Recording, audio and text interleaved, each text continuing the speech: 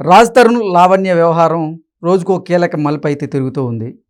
రాజ్ తరుణ్ నన్ను పెళ్లి చేసుకుంటాను అని చెప్పి శారీరకంగా నన్ను వాడుకొని మోసం చేశాడు అంటూ పలు సెక్షన్ల కింద లావణ్య కేసు నమోదు చేసినటువంటి నేపథ్యంలోనే రాజ్ తరుణ్ కోర్టును ఆశ్రయించడం, కోర్టు ముందస్తు బెయిల్ కూడా మంజూరు చేయడం జరిగింది.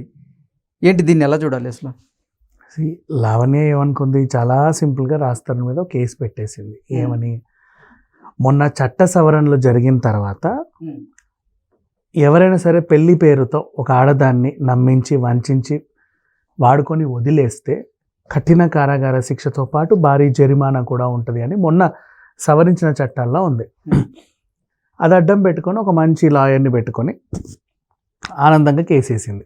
ఏమని, పలానా మనిషి నన్ను 11 ఏళ్ళుగా వాడుకుంటున్నాడు, పెళ్లి పేరుతో నాకు చెప్పి నన్ను గర్భవతిని కూడా చేశాడు, 2 సార్లు అబార్షన్ కూడా అయ్యింది అని చెప్పి కేసు పెట్టింది. అతని నుంచి నాకు ప్రాణహాని ఉంది, నన్ను గృహహింస కూడా చేశారు, వాతలు పెట్టారు, కొట్టారు, రక్కారు, గీకారు, అన్నీ పెట్టేసింది. ఇప్పుడు ఏం జరిగింది, నువ్వు పెట్టినటువంటి కేసు ఈ పరిధిలోకి రాదు. ఎందుకంటే చట్ట సవరణ జరిగింది మొన్న 2024లో. నువ్వు ఆయనతో వ్యవహారం సాగించింది ఎప్పుడో అప్పటి నుంచి. కాబట్టి ఇప్పుడు ఈ చట్ట సవరణ తర్వాత ఎవరైనా సరే రిలేషన్లోకి వచ్చి పెళ్లి పేరుతో అమ్మాయిలని వంచి మోసం చేస్తే వాళ్ళకి కఠిన కారాగార శిక్షలు ఉంటాయి. నువ్వు అది నమ్మి అనుకోకుండా వచ్చి బ్లండర్ మిస్టేక్ చేసావు, రోడ్డు ఎక్కేసి. ఇప్పుడు నెక్స్ట్ ఏం చేసావు, ఈ కేసు కీలకంగా ఉన్న టైంలోనే రకరకాల ఆధారాలు చూపించి నన్ను గతంలో గృహహింస చేశాడండి, ఈ వీడియో చూడండి, ఈ వాయిస్ వినండి, ఆ లెవెల్లో నన్ను బూతులతో విరుచుకుపడేవాడు, అత్తామామ కూడా చాలా హింసించేవాళ్ళు, ఇతని స్నేహితులు కూడా వచ్చి నా మీద విరుచుకుపడేవాళ్ళు, నన్ను చాలా అన్యాయం చేశాడని చెప్పుకొచ్చావు. సరే, ఏదో గొప్పగా ఆ కేసు ఎఫ్ఐఆర్ అయింది కాబట్టి జడ్జి ముందుకు రావాలి కాబట్టి ఇప్పుడు నార్సింగి అంటే అది నన్ను అడిగితే రాజేంద్రనగర్ కోర్టు పరిధిలోకి వస్తుంది. ఓకే, సో రాజేంద్రనగర్ కోర్టు కిందకే వస్తుంది. అక్కడ ఇప్పుడు పరిశీలనలోకి వచ్చింది, బెంచ్ మీదకి వచ్చింది మొత్తానికి. ఈయన ఏం చేశాడు, ముందస్తు బెయిల్ అప్లై చేశాడు. నా మీద వితౌట్ ఎనీ ఎట్లాంటిది మినిమం ఆధారాలు ఏం లేకుండా, వితౌట్ ఎనీ ఎవిడెన్స్ లేకుండా బ్లండర్ మిస్టేక్ చేసింది ఈవిడ, బ్లైండ్గా ఏదో ఆరోపణ చేసేసింది. ఓకే, విజ్ఞాన్ గారు ఒక చిన్న ప్రశ్న ఇక్కడ. లావణ్య ఆరోపణల కింద రాజ్ తరుణ్ గారి మీద నార్సింగి పోలీసులు పలు సెక్షన్ల కింద కేసు నమోదు చేయడం జరిగింది. ఆ సెక్షన్లో నాన్ బెయిలబుల్ సెక్షన్ కూడా ఉంది. ఈ నేపథ్యంలోనే అసలు రాజ్ తరుణ్కి ముందస్తు బెయిల్ ఎలా వచ్చిందంటారు? ఆ నాన్ బెయిలబుల్ సెక్షన్కి ఈవిడ పెట్టుకున్నటువంటి కారణం ఏంటంటే, మా ఇద్దరికి పెళ్ళయింది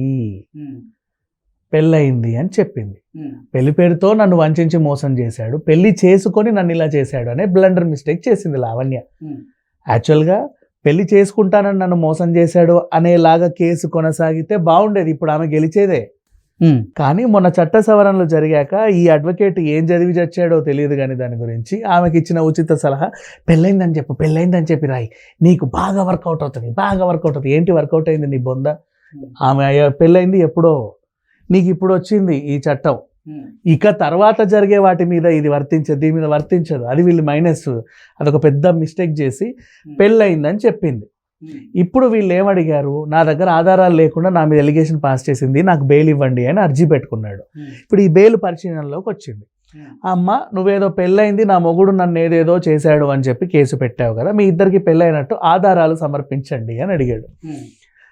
అంటే ఆధారాలు అప్పట్లో అయిందండి. సరే, పెళ్లి పత్రికనైనా సమర్పించండి, కొంచెం టైం ఇస్తే తెచ్చిస్తానండి అనేది. టైం ఇస్తే పెళ్లి పత్రిక తేవడం ఏంటి, ప్రింట్ వేసి, దరిద్రం కాకపోతే. అంటే లావణ్య రాజ్ తరుణ్ మీద చేసినటువంటి ఆరోపణలకి, అలాగే లావణ్య సరైనటువంటి సాక్ష్యాధారాలు కోర్టులో ప్రొడ్యూస్ చేయలేకపోయినటువంటి నేపథ్యంలోనే రాజ్ తరుణ్ గారికి ముందస్తు బెయిల్ మంజూరు చేయడం జరిగిందా కోర్టు? అవును. అయితే ఇక్కడ విచిత్రం ఏంటంటే, యాక్చువల్గా లావణ్య అనే అమ్మాయి ఏవుడో అనుకొని, మహానుభావుడు అనుకొని ఒక దద్దమ్మ లాయర్ని నమ్మి మోసపోయింది. ఇక్కడ ఎందుకు, ఫేమస్ లాయరేగా దిలీప్ శంకర్ గారు. ఓ దద్దమ్మ లాయర్ అయితే ఫేమస్ అయితే ఏంటి, ఫేమస్ కాకపోతే దద్దమ్మే కదా. అంటే ఫేమస్ అయితే దద్దమ్మ కాకుండా ఉంటారా కృష్ణ? దద్దమ్మే కదా. అది ఇప్పుడు దద్దమ్మ లాయర్ని ఎందుకు ఇట్లా అనింది అంటే, వీడు లేకపోతే నిజంగా ఆ పిల్ల నన్ను పెళ్లి చేసుకుంటానని మోసం చేశాడండి అనే కేసు మీద కొద్దో గొప్ప గెలిచేది. ఎందుకంటే మెటీరియల్ ఎవిడెన్స్ ఉంది దానికి. ఏం బాబు పెళ్లి చేసుకుంటానని నమ్మించి మోసం చేసావా, లివింగ్ రిలేషన్లో ఉన్నావా? అవునండి. సాక్ష్యాధారాలు ఉన్నాయి, మెటీరియల్ ఎవిడెన్స్. బాబు 2 సార్లు కడుపు చేసి వదిలేసావా? అవునండి, ఖచ్చితంగా ఒప్పుకోవాలి, ఎందుకంటే మెడికల్ ఎవిడెన్స్ కూడా ఉంది, అన్నీ ఉన్నాయి.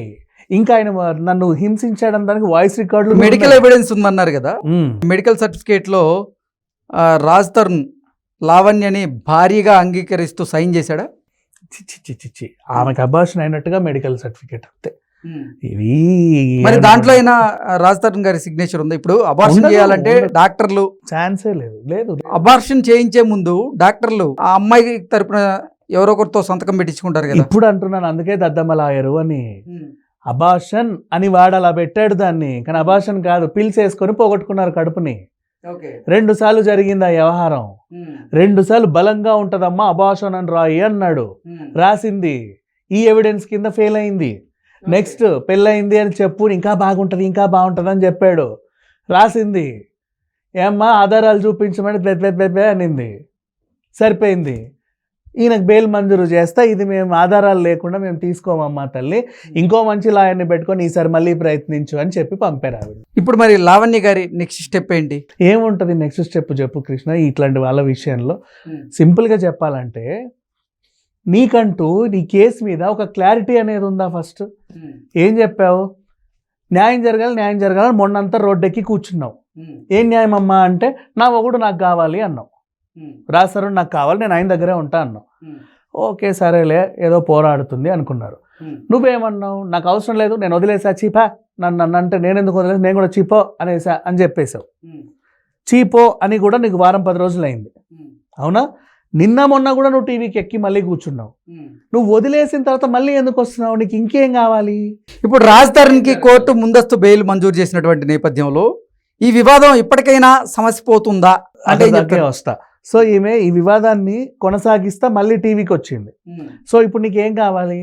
రాజ్ తరుణ్ అక్కర్లేనప్పుడు నువ్వు టీవీకి రావద్దు, మళ్ళీ వచ్చావు, నీకు ఇంకేదో కావాలి. ఏం కావాలి? డబ్బులు కావాలా, ఇల్లు కావాలా, ఇంకేమన్నా కావాలా?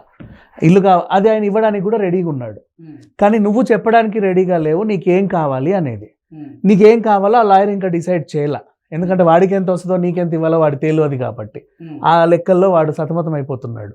ఎంతవరకు ఉంటుందా ఈ కేసు మోతాదు అంటే, ఉన్నట్టుండి నువ్వేం చెప్పావు? నాకు అవసరం లేదు వాడు అని చెప్పేశావు. నాకు అవసరం లేదన్న తర్వాత కూడా నువ్వు ఇంకేం చేస్తున్నావు? ఆ కేసు సరే కొనసాగింది, మొత్తానికి వచ్చింది, నాకు బెయిల్ కూడా వచ్చింది.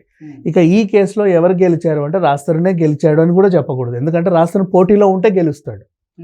ఈమెతో రాజ్ తరుణ్ పోటీకి వెళ్ళలా.